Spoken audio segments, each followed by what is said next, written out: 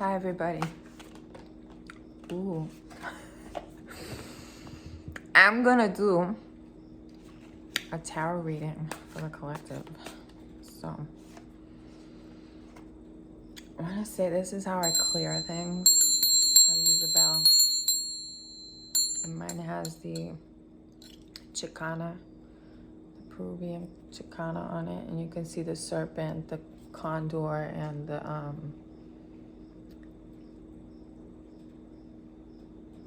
who's that? That's the panther, the eagle, the condor. I don't know what I'm talking about. I am thinking of a jaguar, but I'm not sure if it's the jaguar. I'm just thinking of the underworld, but I think it's the jaguar that comes from the underworld. You know what time it is. It's time to play that game. What the hell is Carla talking about? If you know, then put it in the thing. It's the Trinity for Peru on the Chicana. Anyway, so I clear things with the bell. When I'm doing one thing and I'm like, all right, I'm gonna change it up and do another thing, we'll move to that energy with the bell. So it clears things, it ends things, it closes the energy on one thing and opens the portal to another. So I love using that, or working with that. I don't like saying using thing. And I also work with this. It's you know, I don't know what it is, but if you're interested, I look things up, I know things, and then I forget it, and then I just know the energy of it. I just know this is some badass energy. Yes, it is. It's freaking bananas and pajamas.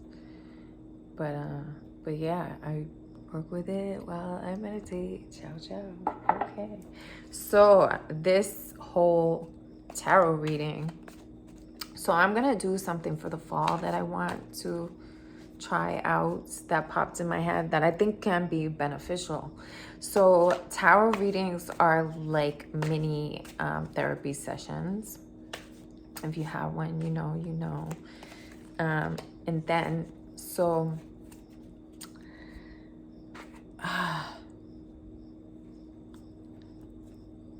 I want to have get all that hair out of there. I want to have an offering of a tarot reading. I'm gonna tarot reading with a target. So we'll have a tarot reading, and then I want to coach someone, teach them, not teach them, coach them, encourage them to set intentions for the rest of the year. So we'll discuss that and we'll see what comes through, what intuitive messages may come through for the person. So, okay, so the tarot reading is going to be tarot with a target. So the target is what focus, what, I just saw 333, what focus or what can be the goals to finish out the year, you know? So, okay, so we have, the King of Swords, the Knight of Cups, the Ten of Cups, and Death and Rebirth, number 13 in reverse. I love this card, by the way. Yes, I do. Oh my goodness.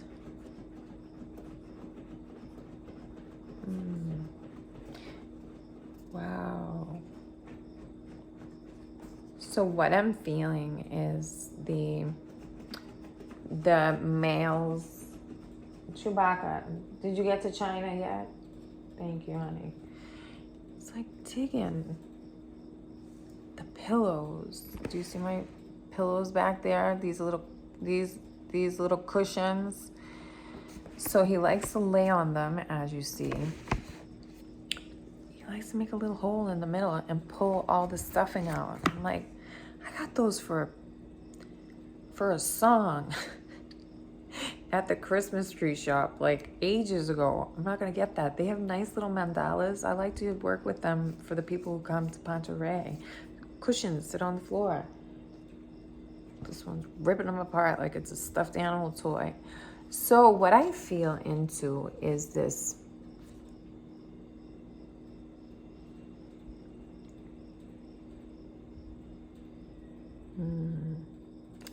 oof. I feel men. I feel men. And that the balanced man is showing up, and that it is, the 10 is like a closing of cycles. This feels like I keep getting promise from God. The rainbow is said in the Bible is to be a promise from God, and that it's all the old ways are dying off, and the new, like, yeah, that's that patriarchal situation that was happening when the males of our world were not in balance. And so this is like a representation of the men in our collective, those that identify as male, and their divine feminine and divine masculine coming into balance, the healthy male collective. And that they're entering the collective, that's going to be what's available for people. That's going to bring so much more into harmony and in balance. And it's a promise from God. It's like, it's us doing the work, us manifesting this. How many times have you talked about the divine feminine and the rise of the feminine power? Well, the rise of the feminine power meant she could hold the space for the male to come into his divine masculine power, divine feminine power, that balance. There was so much resistance in the divine masculine within women. Women were not wanting that to come into balance because they didn't trust men. And the male within them, the divine masculine within them, felt foreign and rejected. So many women have been onboarding their divine masculine and making a home, a space for them within the collective. And so because of that, the unity grid is more in flow and more in harmony. And that is making a domino effect for the harmony, the promise of God, unity. That unity is the promise of God. That if we know God, which is the universe, the elements, spirit, whatever you want to call it, whatever you want to name that which is consciousness, or the one, Allah, God, whoever, whatever you want to identify that as, it is all relevant. It all matters. So you stay in your fairy tale and you connect with that. But the promise of it is that we know God, we know unity, and so in unity there is balance. And the biggest thing is this divine masculine within the divine feminine. So when that is in balance, when we can all embody our divine masculine, we can trust. We can trust, we can feel safe, and this is beautiful. It creates a power within us to show ourselves, to all show up, whether that be in vulnerability or aggression. And I used to think, aggression is a bad word. This was part of my divine masculine work, which was to look at the words that I was identifying with as divine masculine. So aggressive, competitiveness, assertiveness. I looked them all up. I got the meaning of them and I embodied them.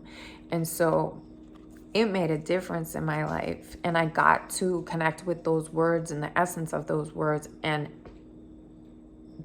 be able to take them on as me rather than rejecting them because I thought they were abusive. Any word can be abusive, but how do we start? How do we see it? We meet it where it's at. What is the meaning? It's like I've been telling people, some of my clients, I'm like, it's like case law.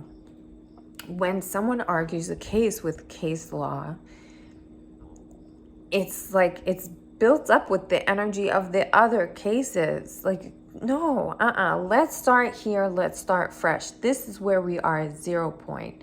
When in geometry, they don't, well, they do piggyback on, but starting on a point and clearing out the rest is something that keeps us in movement, in the truth, in the now, and timeless. It untethers so the possibilities can come in. And so that's what's happening. That's what this death and rebirth and the economies and the restructuring of so many things. We're looking at the old paradigm dying off. We're looking at the old patriarchal ways dying off. Competition is a word that, we're no longer competing with one another. We're lifting each other up. So that's one example of a change that was, dog eat dog world. No, people are helping one another. People are being inclusive. People are looking for opportunities to give of themselves. And it's so, so beautiful. So there's that death and rebirth. So it's in reverse. So it's what is coming through. It's what is being a result of all of this. And I think we're here where we're rejoicing and we're being grateful and happy. And when we say God's prayer, it's our prayer. It's where our awareness has been focused. So we've been doing all this work. That is life. Life is a prayer. Life is a ceremony. Once enough people recognize that, it's going to come into fruition. It is the prayer. I'm seeing life now as a prayer because I've been praying for this for so long. So it's coming into manifestation. I'm aware of it. Before I was doing like little bit here, a little bit there. Oh, I manifested that. It would pop up like a surprise. This is intentional. So it's no surprise that my focus is on this. So this is happening. So this is what's coming in for us next. And that's all part of being intentional. So great work, everybody. Great work, Carla. Great work, universe. Great work, guides. Thank the guides. Thank the maker. Thank all the things that the trees and the signs and the synchronicities that are helping us along the way to traverse this. Because as I was saying to the trees the other day, I was talking to them and I was apologizing for being a little rude and not in a grateful state. I said, I'm human and this is very difficult. We haven't done this. Humanity has not, on a scale of this magnitude, healed wounds, healed collective trauma, healed so much of ourselves and the collective. We haven't done that ever. There's no rule book. It's anarchy, baby. It is pure anarchy. Anything goes. And then when we, express it or come onto it and actually believe something, then we're like, pow, shove it out there, boom, I'm going to give this. It's like, it's a permission slip for other people and it's a permission slip for us to keep going. I did that. I hooked it up. So now what? What's next? It's expansion.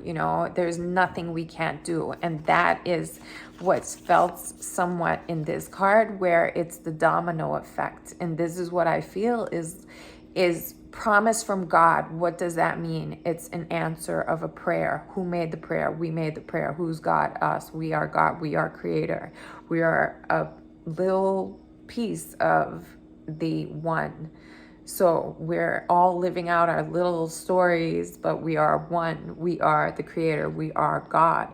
And so the more we realize that, the more we're praying, the more that is manifesting, the more God's promise, our prayer, are coming into effect, like the domino effect. And it's like, it's all I've been seeing. 3, 4, 5, 1, 2, 3. It's all lining up. It's all lining up. And that's to the point where I'm so annoyed with it. And then, I'm like, no, I'm taking it. I believe, because I did a reading for somebody and it was all like that's all the message I keep getting. Everything's lined up. It's already happening. So I'm like, okay. So I started this book, Sidewalk Oracles, and it helps you to refresh your ability to see the signs and signals.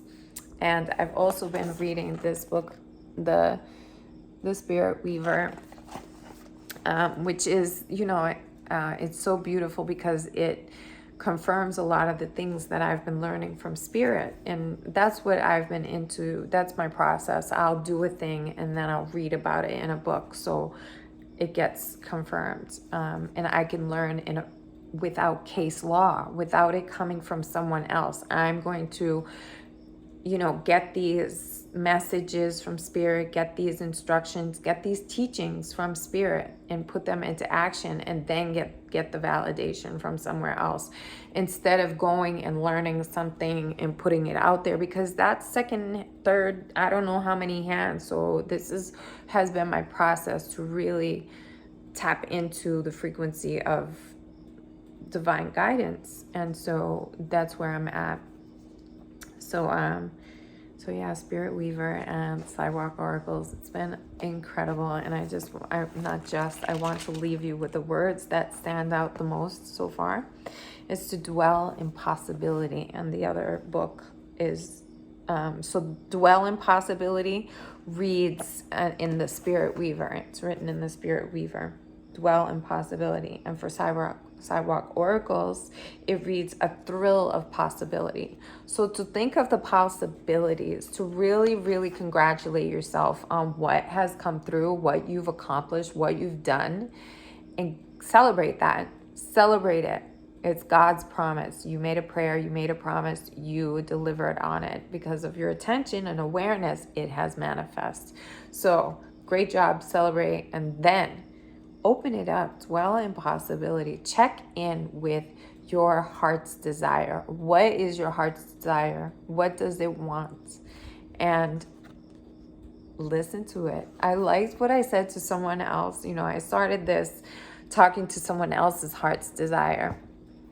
I named it. I said, so-and-so's heart's desire, I'm talking to you. And I want you to know that you have a seat at the table. So what table is that even?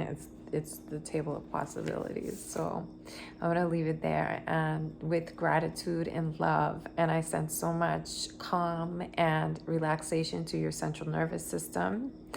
Please, please breathe into that space when you feel off. Breathe into your central nervous system. That was going to be your brain area and your spinal cord. Just wrap it in a blanket of love and tenderness and space. And so it is. Omoteto. Ciao.